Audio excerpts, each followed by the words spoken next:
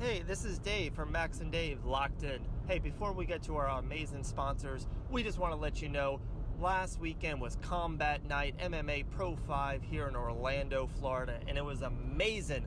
We had Pete White, Taylor White, and Chris Mixon in the studio 2-3 weeks ago to tell you about the show, and boy, did they deliver. Max and I's locked-ins were insanely correct.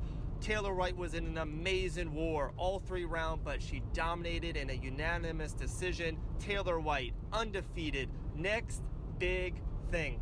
And then off to Chris. Chris Mixon with a dominating second round TKO with a body slam, a rock bottom for the ages. One of the most entertaining fights of the night. Chris Mixon. There you go, guys. Here's the show, Locked In, and listen to the sponsors.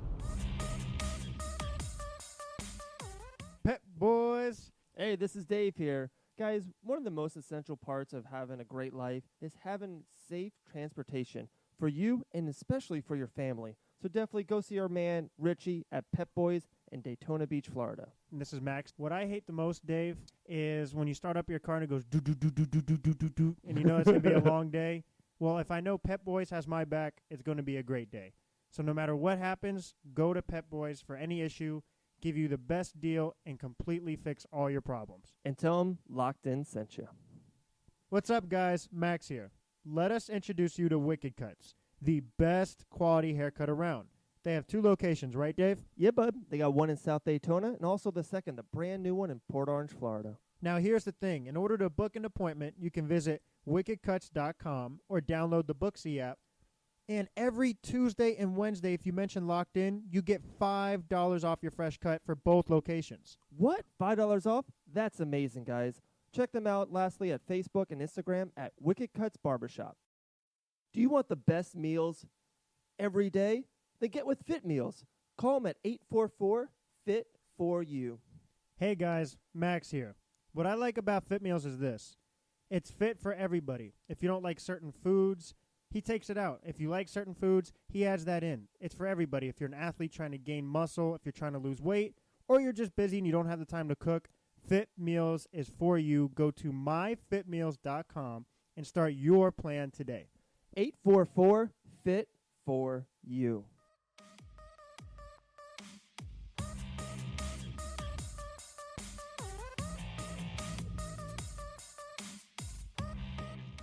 What's going on, everybody? We have the pleasure of having Chris Fisher from BYOCB Podcast. This is Max. This is Dave. How you guys doing out there tonight, today, good morning, whenever you guys listen to us? Exactly. How are you doing, sir? I'm doing good, guys. Appreciate it. In my former days before BYOCB, I hosted a Tampa Bay Buccaneers podcast, which I've been doing a lot more sports podcast appearances and local radio and things like that. So thanks for having me back on. I appreciate it. Wow, famous Jameis. Before our lovely, majestic producer Sean talks, Sean, there's your intro.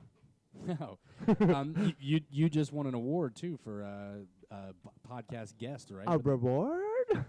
I did. So here's the deal. I did a Bucs podcast for 2.5 years, and okay. BYOCB was more fun to do because it was less work that went into it.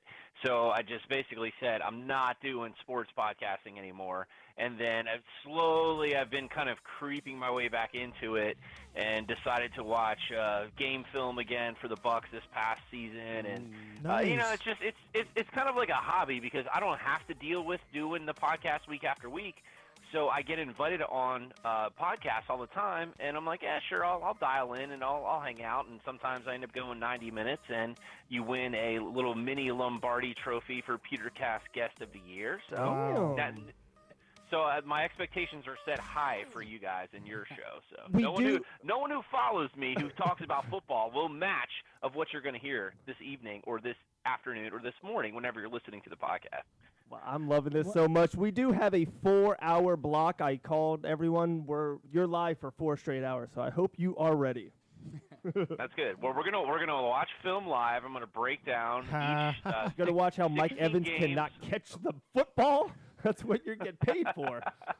Chris, it's a pleasure to have you on. You're always welcome. You came to the right podcast. Let's dive right into it. Okay. Let's dive right into the NFL. That cool with everybody? Yeah. All right. So you mentioned you started getting back into the game film watching last year. So at the beginning of the year, the Bucs were really good on paper. Hard knocks. Yeah, and I was super excited. You know, I'm a big Bucs fan. So what do you think overall would be the reason why they didn't really succeed the way they were thought to on paper? Yeah, I mean, there's a lot to kind of go back and look at, and I'll break it down in kind of like the most important things. If you look at it, I mean, the expectations and hype were really through the roof last year, coming off a 9-7 year, and then everyone just expects, well, you're 9-7, and you're going to add some offensive weapons to that side of the ball. So Jameis has got, Deshaun Jackson to throw to. They drafted O.J. Howard. They drafted Chris Godwin, and that all looks great, like you mentioned, on paper. But bottom line is the team could not score touchdowns when they got into the red zone. And there were a few things to kind of look at when it comes to that is they couldn't run the ball last year. They didn't have a successful running game. Their offensive line was porous. You look at all the talent that they have on the field, but they couldn't put up touchdowns when they got into the red zone. And Jameis Winston, and this is not excuse, guys, Jameis Winston was hurt for the majority of last year. He got hurt, in my opinion, in the Minnesota game, which was earlier in the year, and then just could not perform up to his expectations and wasn't really healthy. When he got healthy at the end of the year after Fitzpatrick played a few games, you started seeing the Jameis Winston of what I think Bucs fans are looking forward to seeing. So that's the offensive side of the ball. On the defensive side of the ball, they held enough in some games to keep them in it, but the offense was not performing well. And then when the offense would perform well, the defense wouldn't perform well. So it was kind of like a mixed bag of just such a mess last year. And really, if you look at it, I think there were 7 games that were decided by 1 score or less. This team won 5 games last year. However, 7 of those games were decided by 1 score or less. If you score touchdowns in the red zone, if your defense can step up and get off the field on third down, then we're looking at a completely different story. And I think that leaves a little bit of hope for Bucs fans going into this season in 2018, especially of what they've done so far in the offseason, that, have those expectations going into it. But I think the hype will be a little bit more cautious, but I really think we're going to see good things on the field this year from this team.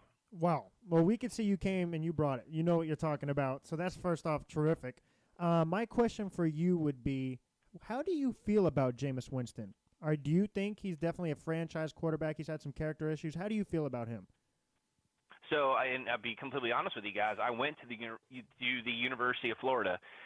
So Go when Gators. you are at – yeah, go Gators. When you're at UF and you're seeing this kid and, he's got some questionable character issues off the field – and then you know that your team that you root for in the NFL is drafting number 1 overall, and kind of like, oh, gosh. Yeah, absolutely. And, he's had a microscope on him since he was in college.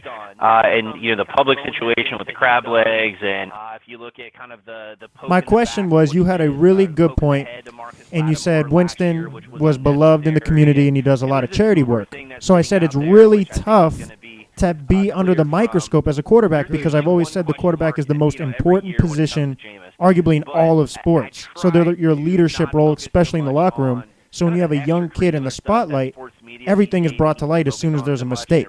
And then it's just tough. Like, not everyone can handle it. Not everybody's Brady. So when you have a young athlete and there's so much fame and money, mistakes do happen. I think Jameis really has given Buc fans some hope towards the end of last season when he was healthy, and knowing that he really performed well. And if you look at that last game of the year when he led that game-winning touchdown at the end of the game against New Orleans, he has done everything that the organization has asked him to do. Yes, he's made some bonehead plays. Yes, he screams sometimes too much at the beginning of games, and he gives some good GIF content for eating wins and making this weird gesture, all that kind of stuff. But I'm telling you guys, I really feel like this is the first year in the 3 years that he's been in the league, going into his 4th year, that I can say that I have full confidence at the beginning of the year that I really feel like this is going to be a special season for him in his contract year, which we all know as NFL players just seem to play their best football when it comes to their contract years. I really think he's going to be special this year. I try to just weed out my allegiance to the Gators and look at him as a Tampa Bay Buccaneer. And honestly, I mean, I know people who do charity work and all that in the Tampa Bay community, and he's been nothing but gracious, has been fantastic. And, I think fans are going to be really excited for what – if you're a Bucs fan, you're going to be excited. If you're a Falcons fan or a Saints fan or Panthers fan, not so much. But I really think he's going to put up some great numbers this year for Tampa Bay. Sir, you mentioned a really cool point when you said he's beloved in the community as far as charity work.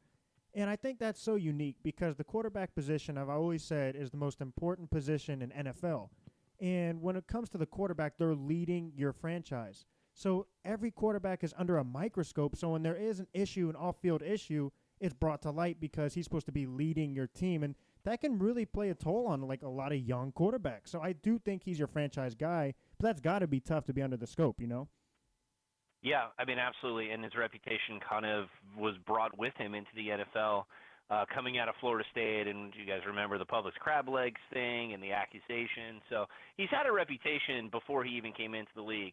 And I want to say this, being the number one overall pick and being put up on a pedestal and saying, is it Mariota or is it Winston? So those two guys in the NFL are always going to be compared for the rest of their career, right? It was always Ryan Leaf and Peyton Manning, right, guys? And Ryan Leaf didn't work out, and Peyton Manning did. So, there's always going to be a comparison to those guys. I hope Jameis is not Ryan Leaf. Well, I mean, Ryan Leaf came out today, I think, and said he's been sober for X amount of years, and he was on the verge of killing himself, and just went down a completely horrible path. So, in the community, he's done everything that he's been asked to. There was a little bit of a kind of a team dynamic that had a shift that had to happen when he came into the league because there was other leaders on the team. And Jameis is more of a vocal leader versus some of the leaders that we have on the defensive side of the ball, like Levante David, like Gerald McCoy, kind of lead by example. Jameis is very vocal. So that was kind of a shift. But the guy's done everything that you could ask of him, children's charities and different things and different organizations.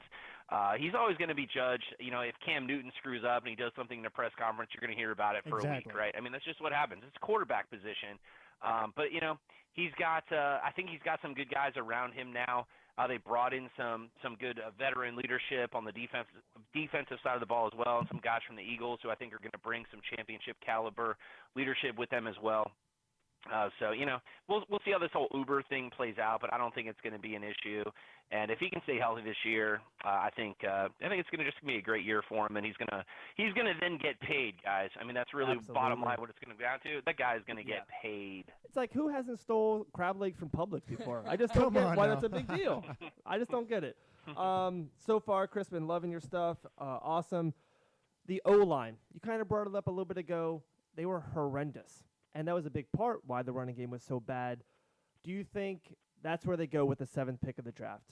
In your expertise, do you think they should go O-line in the first round or best, a second or a fourth or a third and a fifth, maybe get 2 or 3 players or just let's go for it. 7th pick, probably pick the Nelson kid from Notre Dame. What do you think? Yeah, what's worse than horrendous, guys? Because that's actually what it was. It could not get much worse. And the funny thing is, if you look at overall offensive line rankings around the NFL, the Bucs were kind of sitting in the middle half of the league. Now, I don't know, the people who evaluate that are watching all 32 teams. I'm watching Tampa Bay, and I can tell you of all the 16 games that I watched, the offensive line was absolutely horrendous.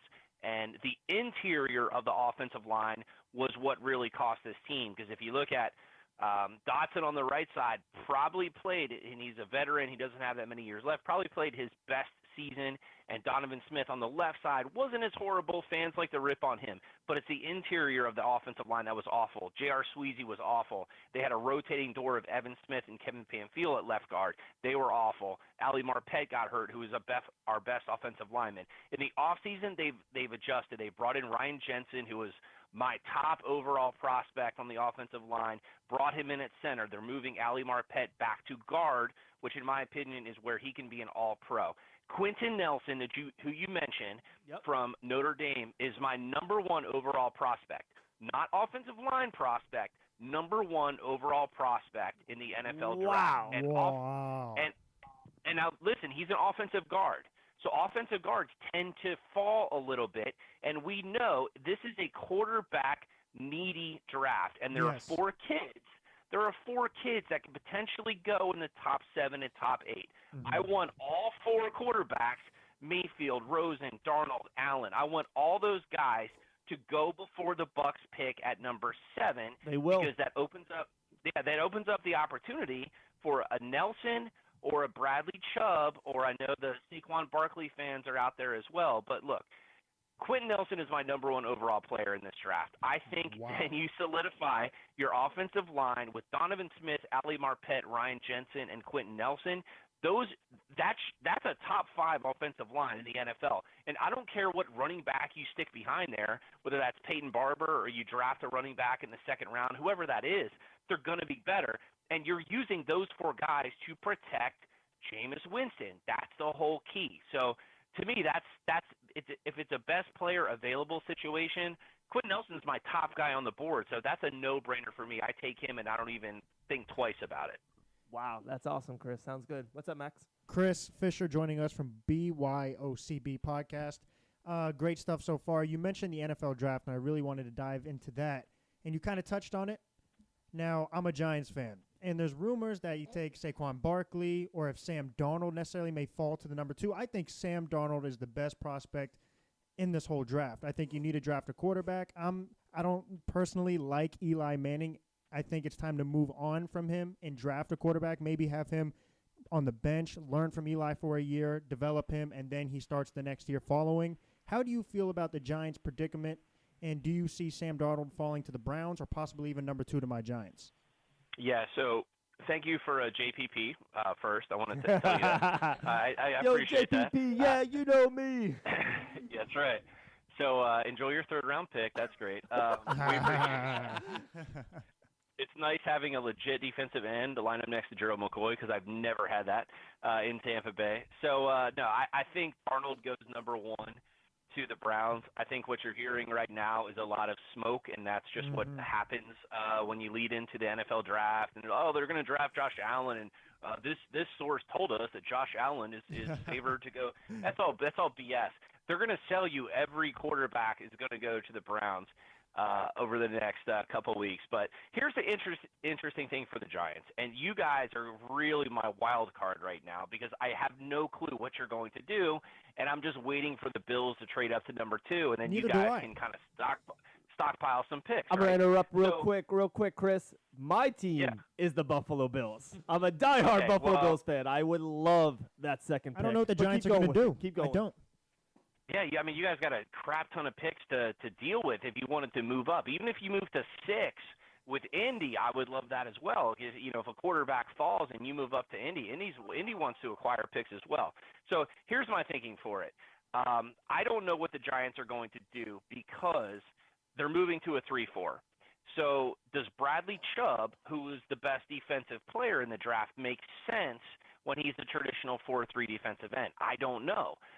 Does Saquon Barkley make sense when, how good is it adding who's valued for most likely the number 1 running back in the draft? I've seen some other comparisons where maybe he's not the best overall player from a running back position. If your offensive line isn't that good, what's good drafting a running back, and then you're drafting him a 2 overall, where there's good value in this draft later on, because it's just a running back heavy draft. If you're sitting there at 2 and you're the Giants and you stay there, how can you pass on a quarterback? Exactly. Knowing that you're in the top 2, when are you going to get back in the top 2? It may be years, right? If you have and I always say this, I say this to every fan of every NFL team, regardless of if you need that quarterback in 2 years, right? You've got an aging quarterback, or if you need that quarterback. If you're drafting in the top 2, then regardless if you have a defensive end as your number 1 overall, you have to take a chance and take what could be your franchise quarterback. So I like Josh Rosen overall of what he can do. I feel like Darnold's going to go number 1. I know Rosen's got all this controversy behind him right now, which is interesting, because you think Baker Mayfield would be the one with all the controversy. He should, yeah. Baker Mayfield should have the controversy. Right. I don't know, as a Giants fan, how you can say, well, let's pass on a quarterback and just go with the best player available, because who knows if you're ever going to be in the top 3 again. You don't want to be drafting in the top 3, obviously. Exactly. So I would be entertaining every trade down offer possible if you're not interested in a quarterback and just load up on picks. If you sit at 2, you got to take your best quarterback available, in my opinion. I couldn't agree more. And you mentioned trading. Odell is in the rumor mill of trading. Do you think Odell leaves or do you think Odell stays? I mean, I don't know. Would you trade 2 number ones, which I think maybe the asking price? I don't think it'll end up being 2 number ones. I don't think it's going to happen before the draft, guys. I think it's going to kind of play out a little bit. I don't know. There's so much kind of outside stuff that happens with Odell, and he's got the injury issues as well. My team just locked up Mike Evans, which, I was an Odell guy coming into that draft. So you never know. I mean, you could see a team like, I honestly think Rob Gronkowski is on the trading block as well, and not many people are talking about that. So you always got to keep an eye on a team like the Patriots, and the Patriots just seem to do some things before the season, and you're like, they just loaded their roster again. How did they just get what's his face from Brandon Cooks? They got Brandon Cooks. How did that happen? Like, they've already got a loaded roster. So you never know. I think it's going to be a team that may come out of nowhere, and we'll see. I think the Giants are ready to move on. You've got the new GM there in Gettleman. I think he's trying to kind of rid the roster of some of those guys. So I don't know if this asking price will be met, but I honestly don't think Beckham will be on the Giants in 2018. But it just depends on what team comes out and because they have to get something. Because he's most likely not going to return, and this is the last year of his contract. So it makes sense to get something for him if you can.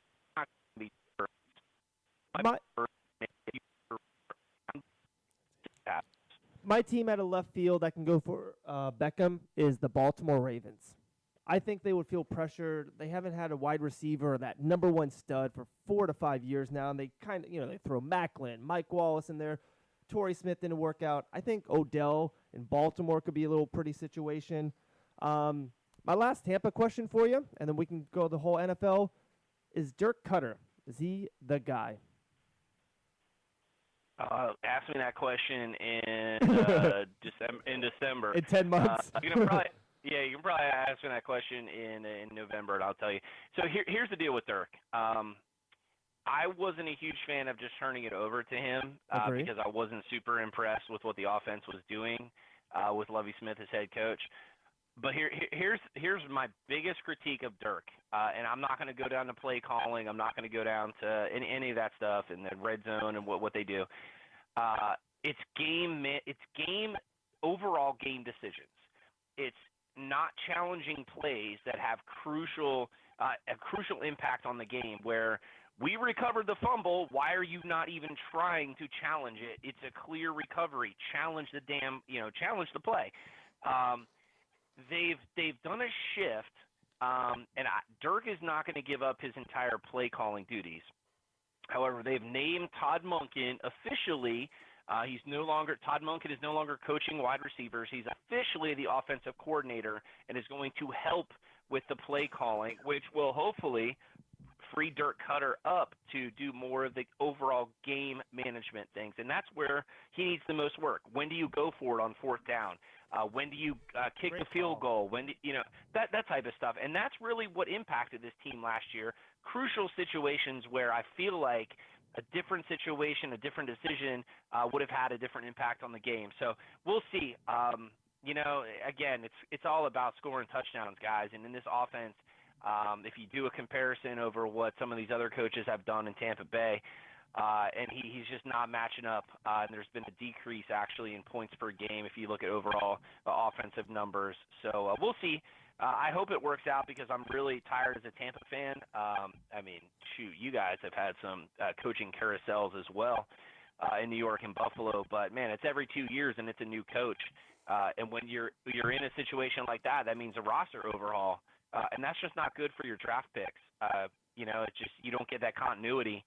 The Bucs are starting to build some of that continuity because they've had the same GM for a few years now. So I hope that sticks, and I hope Dirk works out.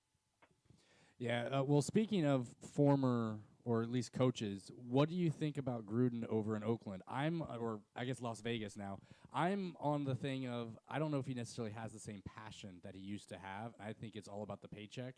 I just don't know, when he left Tampa, and I remember seeing all the stuff about how much time he spends in the office and watching game film and not with his family. Do you think it's going to be the same, or do you think he's So you mentioned how Gruden cut the kicker because of the attitude, right? I think it's a joke, guys. I really do. I mean, a 10-year contract for a coach who hasn't been in the league Chris, you there? in 10 years. Oh, yeah. It's just, and he's doing the same stuff, and of course they're going to give him control Chris. over the roster. I don't even give Fisher? my wife a 10-year contract. Yeah. They gave Gruden a 10-year contract. That's crazy. I can see you're still on the call. Chris Fisher from BYOCB. You guys with me? Yes, yeah, there you are. I'm like, Wherever you're at in your house, stay right there. Okay, Chris, my question for you was this. You hear me? Let me just get that out. But look, this guy had it. His MO. I blame Lakeland. Is Fisher there? Is Chris Fisher reporting? Up on a pedestal, and he's in the Ring of Honor. And thank you very much. Congratulations. But they had to mortgage the entire future Chris, of are the you there? franchise for this guy. He got the job done. Thank God he did. But then the roster decisions just went to crap, guys. Yeah, 'cause they now I'm were paranoid bringing in what veterans, like doesn't- 34-year-old You know what I guys mean? who were, Oh, it's been good. 1-2 years Oh, no, I'm not saying it left, hasn't and been they were giving good. them I'm big just saying- contracts, and they were injured. And look what he's How much doing longer now do you in have to Oakland. He's bringing in all these older guys. He brought in Doug. He's running all former Bucs, which is funny. Doug Ask about Martin's Colin there. Clinton Kaepernick. McDonald's there. He just cut one of the best punters in the NFL Careful. because he didn't No, I have a like good question his for him because you mentioned attitude. how he cut the kicker because of the I attitude. just think it's gonna be a But an mess. attitude can affect I want to a know lot. what he thinks Pittsburgh's going to do So because you're a fan of Roethlisberger's an aging quarterback. He has no reputation They need of somebody. him having his quarterback camp Yeah. because But he's not never coming had a back. reputation of Damn. developing I hate a this. young quarterback. This guy He had is veterans. freaking terrible. He had Rich Gannon. He had Brad Why do Johnson, we a why slew of other do we quarterbacks that he so coached he's in calling Tampa now. Bay. I think it's a huge mistake. I think in 2-3 Fishy, years, can you hear us? regretting that, he'll probably be drafting a kicker in the Well, that's weird. You're like in and out. I mean, who knows, man? I think that's Yeah, now it's ringing in my thing.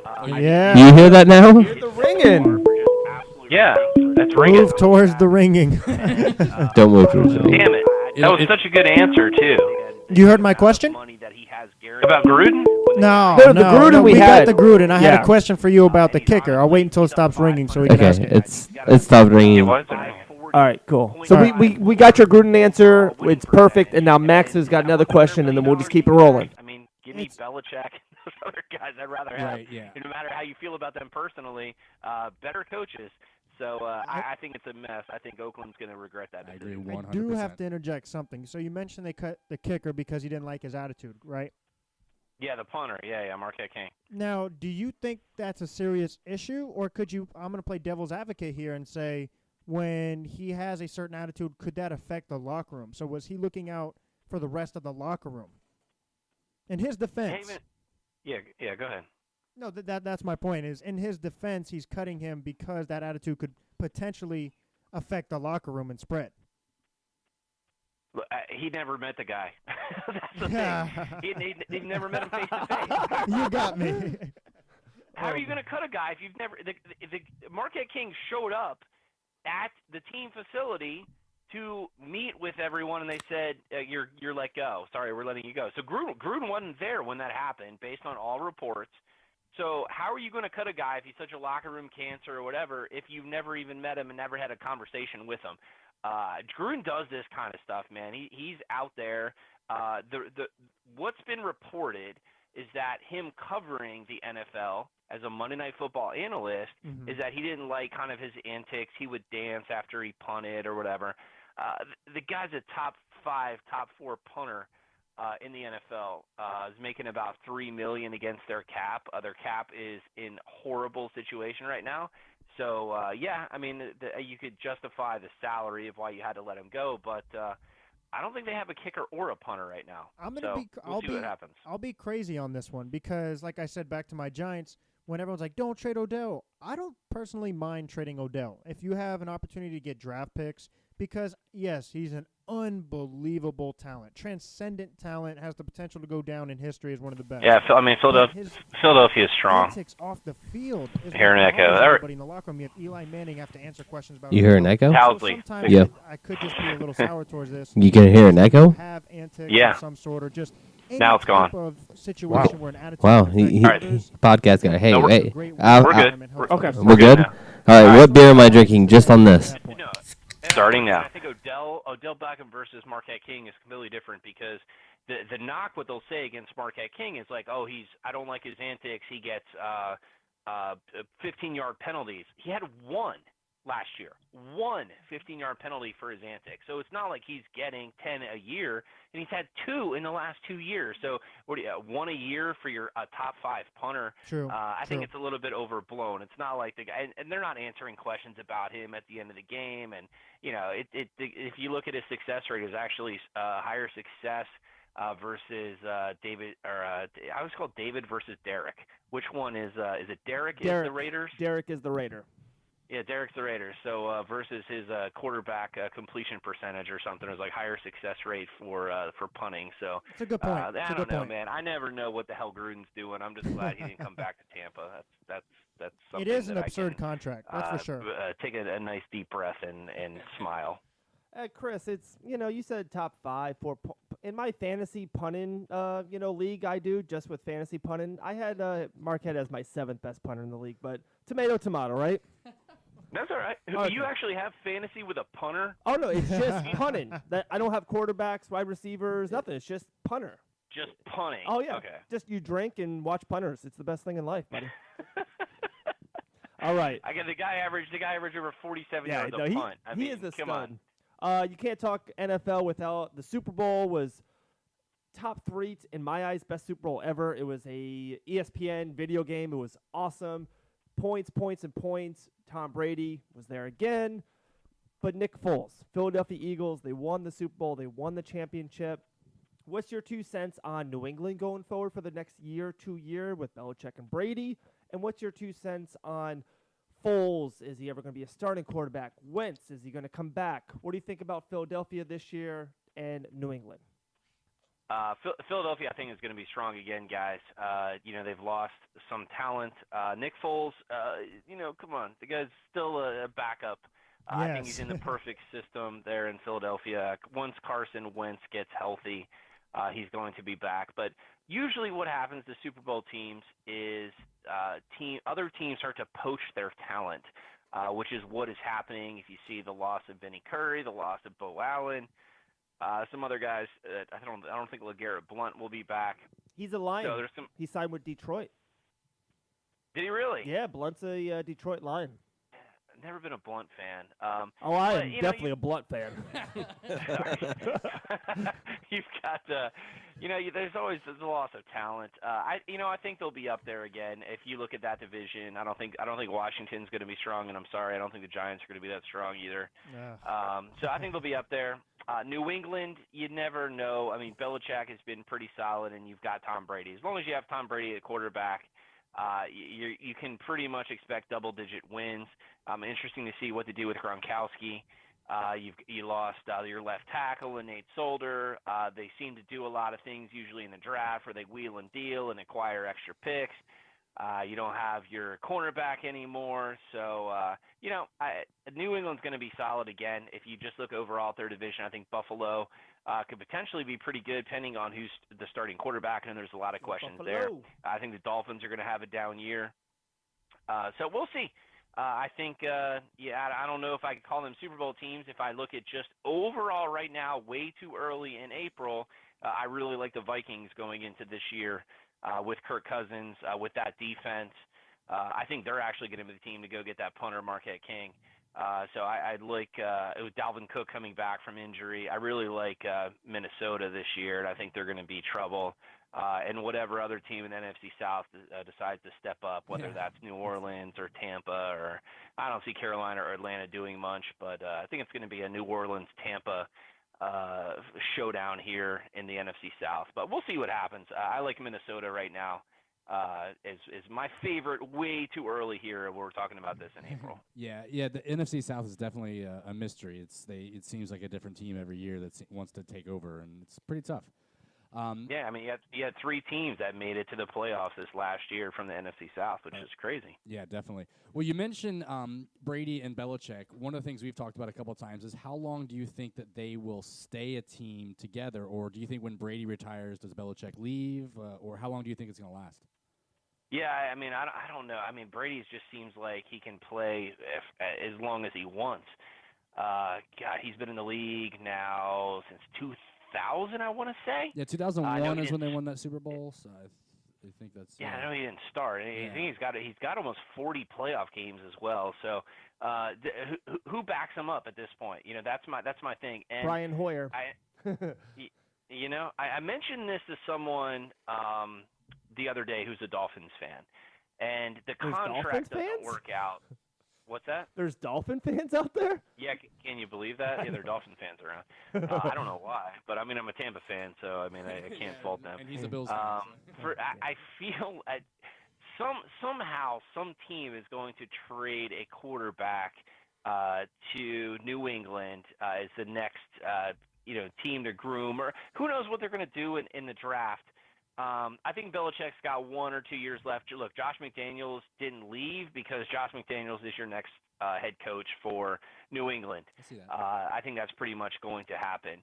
So I mentioned to a Dolphins fan, the Ryan Tannehill contract is a complete mess. No team's going to take him on for like the $20+ million cap hit that he's got. But a guy like Tannehill, just to throw that name out there, not necessarily meaning him, under Josh McDaniels, I think could actually flourish. They don't have Garoppolo anymore. I think that was a complete mistake how they did that, but maybe that was a Tom Brady ego thing where, he didn't want to pass the torch yet.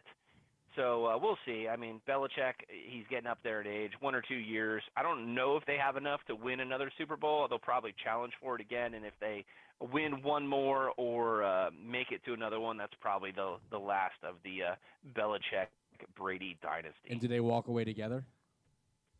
I think so. I think it just makes sense. It's storybook, man. It's sports. Sports is all about storybook endings, right? Exactly. All right, I got a question for you, Fishy.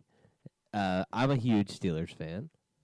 What do you think is going to happen with Roethlisberger in the next couple of years? Do you think they're going to need to draft a quarterback? I mean, he's aging, and I mean, their secondary is not really that good. What do you think is going to happen in that dynasty? Yeah, I really think that the Steelers really shot the bed this past year because I thought it was one of their best opportunities to do something in the playoffs and represent. I thought with that loss to New England in the regular season with that controversial call, really thought that they were going to step it up in the playoffs, and unfortunately they ran into Jacksonville, who just had a great game.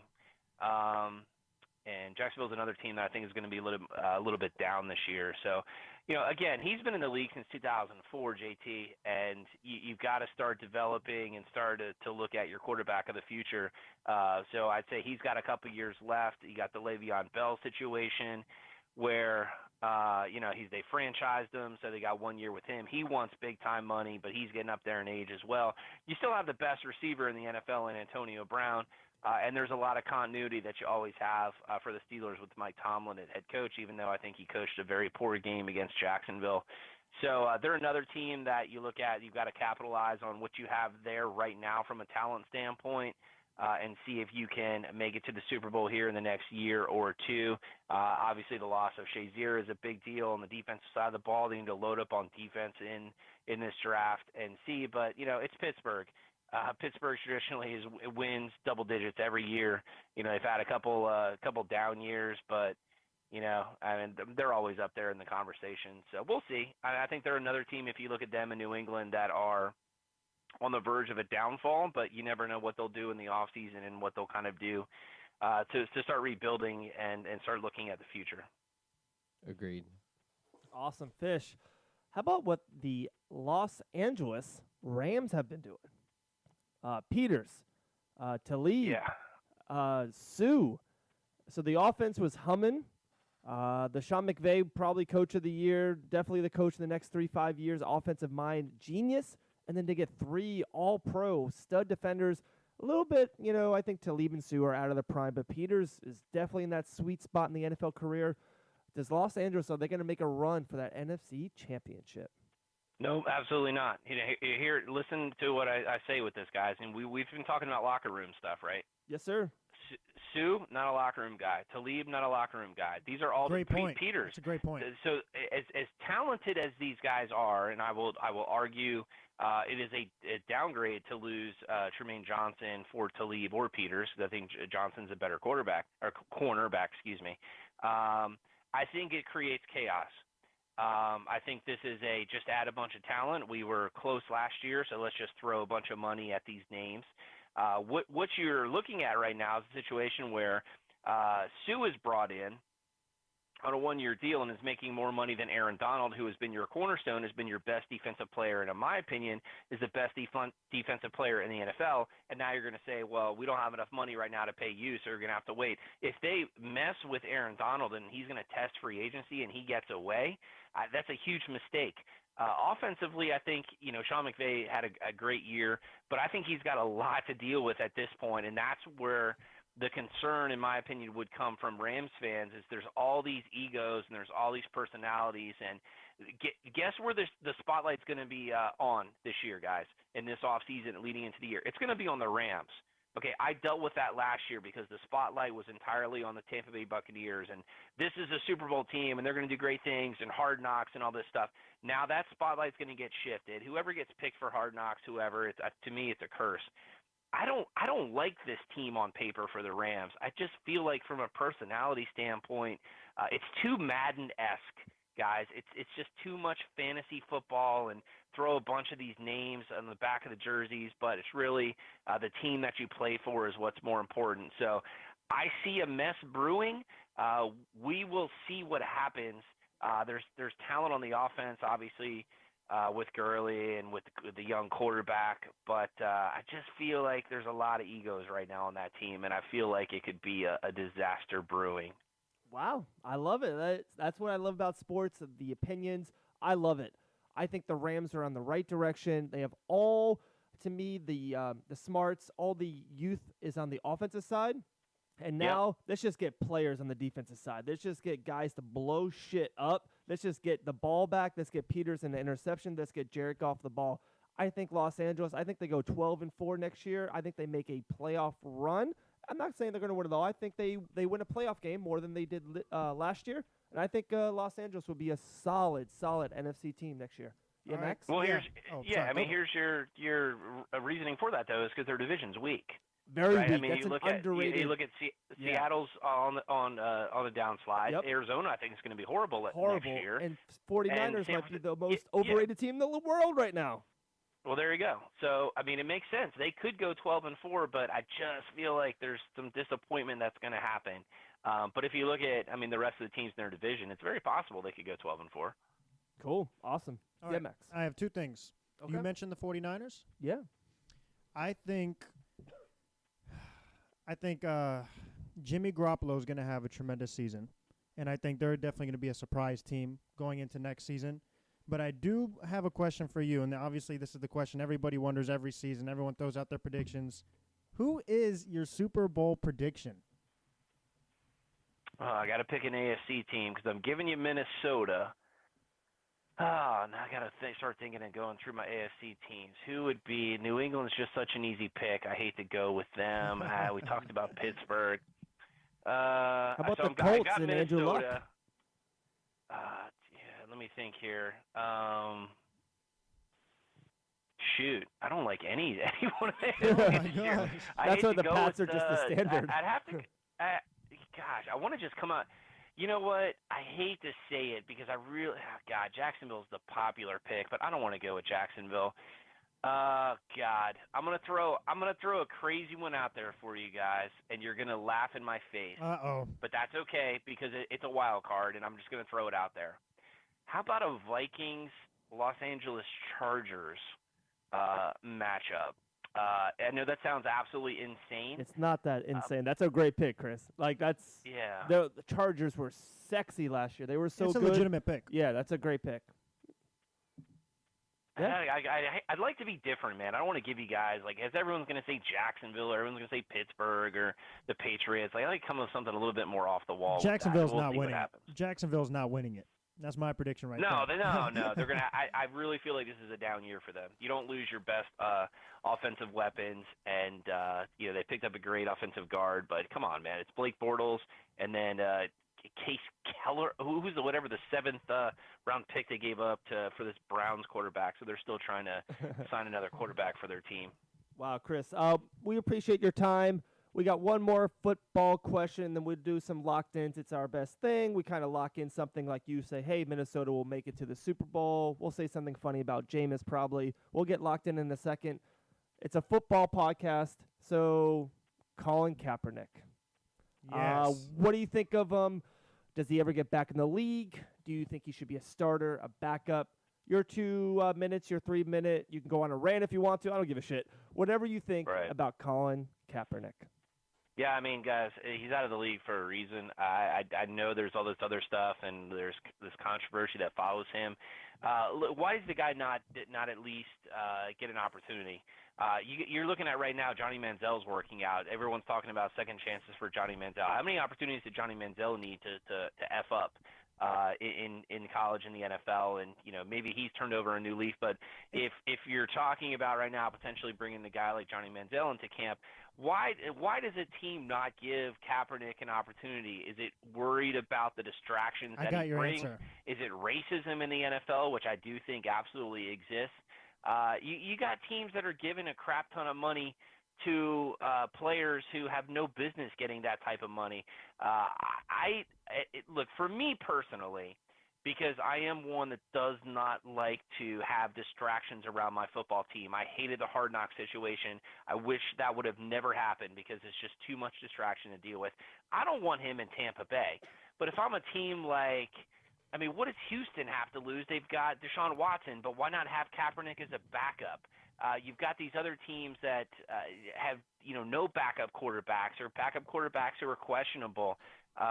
There's teams that are just bringing in a whole kind of slew of quarterbacks. So, honestly, guys, as crazy as this seems, I just don't see him getting the opportunity this year. I just don't. I think there's just too much controversy around him right now. I think there would be too much of a spotlight shown on whatever team brings him in. I don't agree with that, but we'll see. I mean, no team has done it yet. We'll see around training camp. I think there'll be some more news coming here.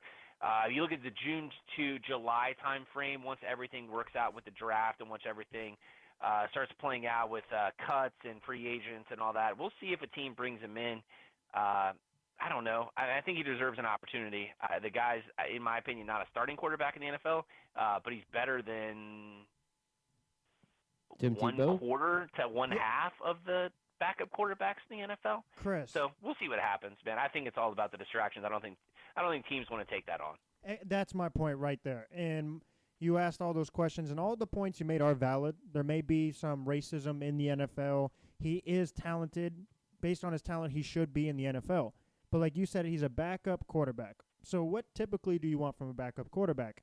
We probably don't know a lot of backup quarterbacks. So in order to have a backup level talent and bring that type of distraction to a locker room, I feel like it's just too much. And then on top of that, sometimes I personally don't know, is he fully committed to football? And if he went out and said, hey, I'm fully committed to football, I'm dedicated to it, I want to play. So then we know what his focus is, then I think he would definitely have an opportunity to play in the NFL. I just think he has so much going on, and I support what he's doing. It's just I think that sacrifices his position because of how much distraction he brings into the locker room. No, I agree. I mean, I think you said it perfectly. You want to back up like Ryan Fitzpatrick, or you want to back up like Josh McCown, right? Guys that are just going to be good locker room guys, guys that have experience and are not going to bring that type of controversy into your locker room.